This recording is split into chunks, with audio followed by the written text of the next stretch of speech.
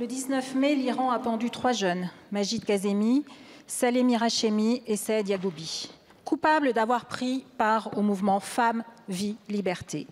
Le 25 mai, l'Iran a exécuté en place publique un homme.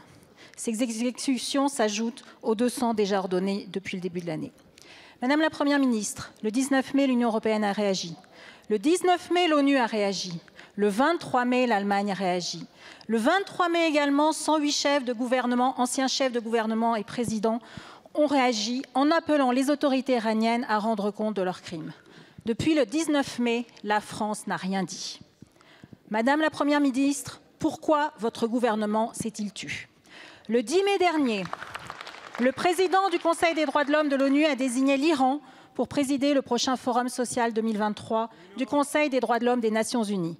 Madame la Première ministre, c'est un outrage aux victimes, aux morts et aux prisonniers de la liberté. Aussi, je vous demande une chose, faire entendre la voix de la France pour annuler cette nomination. Je vous remercie, ma chère collègue. La parole est à monsieur Olivier Becht, ministre délégué chargé du commerce extérieur, de l'attractivité des Français de l'étranger.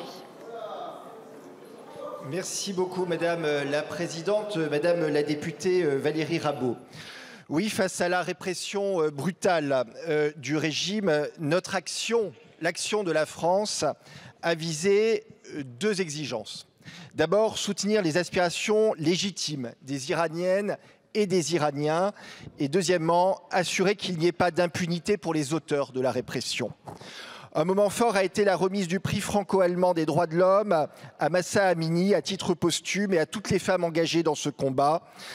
Cette pulsion de vie que la mort de Mahsa Amini a fait éclore.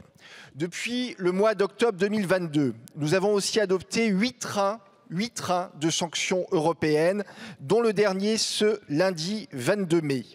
Ceux-ci ont spécifiquement visé les responsables de la répression judiciaire des manifestants et plusieurs personnalités responsables de la propagation d'un discours de haine appelant à la violence contre les manifestants, à la répression des droits des femmes iraniennes et à la dénonciation d'un soi-disant complot occidental qui serait responsable du mouvement de manifestation en Iran.